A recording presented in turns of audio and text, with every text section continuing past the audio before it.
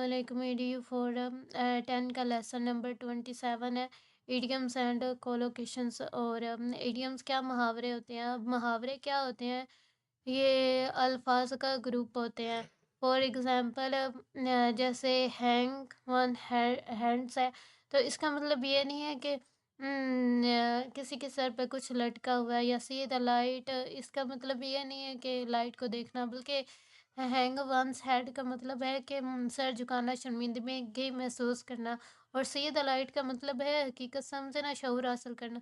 तो इडियम्स में क्या होते हैं कि जो आम इस्तेमाल से एक डिफरेंट मानी जो होता है वो अखज़ करना, जो कि इंडिविजुअल वर्ड्स से अखज़ नहीं किया जाता। इंडिविजुअल में कुछ और मीनिंग है, इडियम्स में कुछ और मीनिंग है। आगे आ जाता है कोलोकेशंस। कोलोकेशंस में वो वर्ड्स फ्रेज़ होते हैं जो दूसरे अल्फाज और फ्रेज़ के साथ इस्तेमाल होते हैं, और ज़ुबान इस्तेमाल करने वाले को करेक्ट भी लगते हैं। जैसे day and night come to the point. तो जैसे यहाँ पर अब एक वर्ड हैव है, तो हैव जो है ये मुख्तलिफ वर्ड्स के साथ इस्तेमाल हो रहा है, ये कोलोकेशंस। कोलोकेशन मीडियम्स ये वोकेबलरी के पार्ट हैं। अब यहाँ पर बताया गया है कि ये दोनों चीज़ें जो है ये एडवांस स्टेज पर सिखाई जाती है। अब इसकी वजह भी बताई हुई है कि क्यों सिखाई जाती हैं। क्योंकि ये ज़रूरी होता है कि जो लर्नर्स होते हैं पहले अल्फाज को अलग अलग जानें, फिर उसके बाद उसे इकट्ठे यानी इडियम्स और कोलोकेशंस के तौर पर उसे इस्तेमाल करें।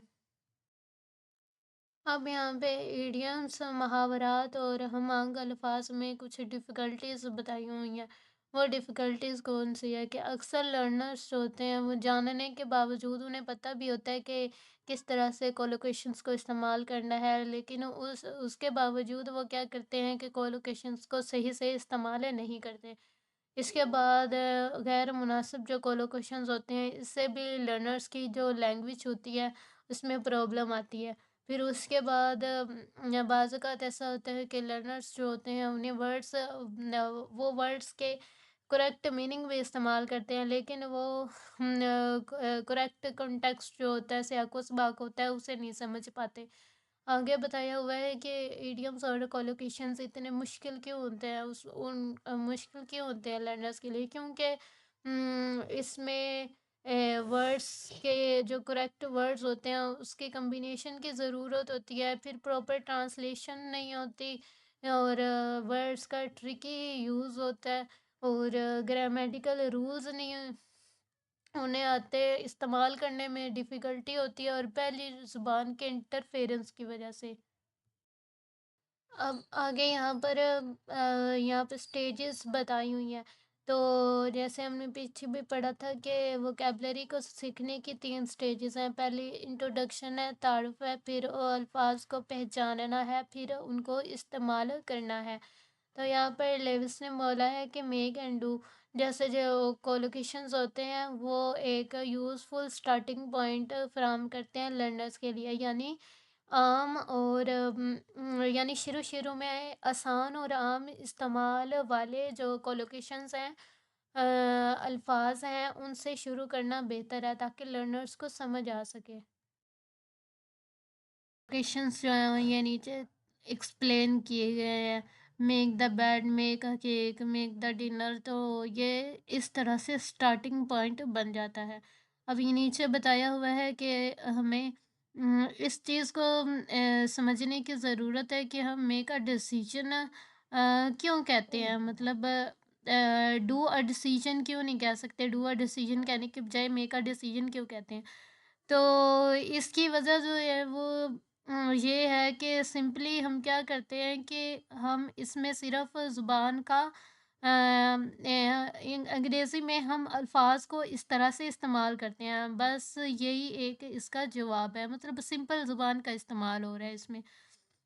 कोई कवायद नहीं है इसमें, और कोई मंतक नहीं है, बल्कि सिर्फ सिंपल इस्तेमाल का तरीका है।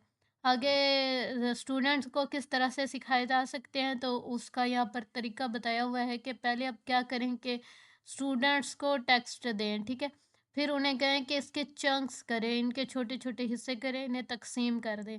फिर उसके बाद क्या करेंगे, वो फिर हाँ, इस मुहावरात इसमें से इडियम्स और जो भी मुहावरात और हमअंग अल्फाज हैं उसको पिक करेंगे, खुद तलाश कर सकेंगे। लेकिन यहाँ पर एक शर्त बताई हुई कि वो वर्ड्स के साथ फ़ैमिलियर होने चाहिए, यानी उन्हें वर्ड्स का पता हो, उनके मानी का पता होना चाहिए। फिर उसके बाद क्या करें कि मानी मीनिंग जो होते हैं, जो भी उन्होंने पिक किया है टेक्स्ट से, वो चाहे ईडीएम है या कोलोकेशंस है, तो उसका जो मानी है और जो उसका दुरुस्त इस्तेमाल है, किस तरह से उसे इस्तेमाल किया जाता है, ये सिखाएं।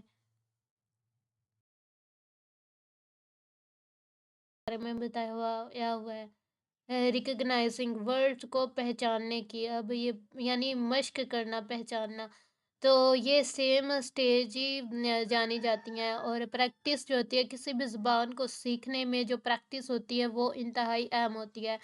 और ख़ास तौर पर जो मुहावरे होते हैं या हम अल्फाज होते हैं उनके लिए, क्योंकि इसमें कोई रूल नहीं होता। ईडियम्स में और कोलोकेशंस में कोई रूल नहीं होता।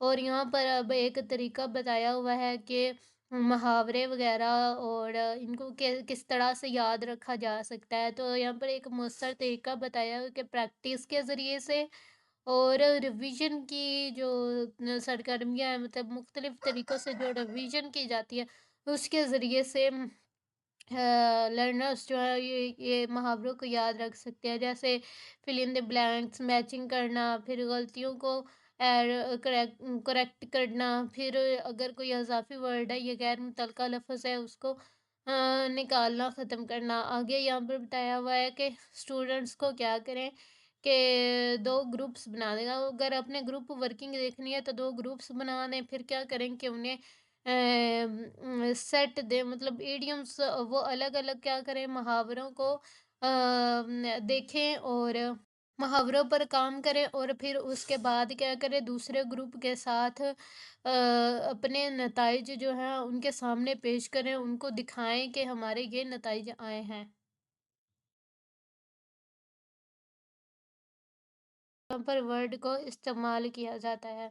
तो यहाँ पर क्या क्या है कि स्टूडेंट्स को कुछ मखसूस अल्फाज थे और उन्हें कहें कि इन अल्फाज को इस्तेमाल करके मुहावरे बनाएं। ठीक है, जैसे यहाँ पर बताया हुआ है, make a cake, make a mess, make a money, और have a baby, have a fun, have a rest. इस तरह से वर्ड्स दें और फिर उन्हें कहें कि इस तरह से मुहावरे बनाएं।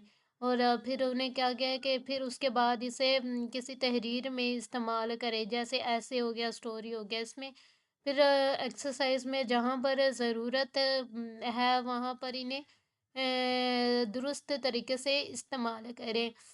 उसके आगे आ जाता है कि ये कुछ एक्टिविटीज़ हैं जो कि प्रोडक्शन स्टेज जो होती है, ये आला दर्जे की स्टेज होती है लर्निंग में। तो इन एक्टिविटीज़ के ज़रिए से सीखा जा सकता है। और प्रोडक्शन का स्टेज का मकसद सिर्फ याद रखना नहीं, बल्कि मुहावरे और हम अल्फाज को दुरुस्त और तख्लीकी अंदाज में इस्तेमाल करना है। ये आला दर्जे को फ़रोग देता है, जहाँ तुलबा अल्फाज को आज़ादाना और मुनासिब तरीके से इस्तेमाल कर सकते हैं।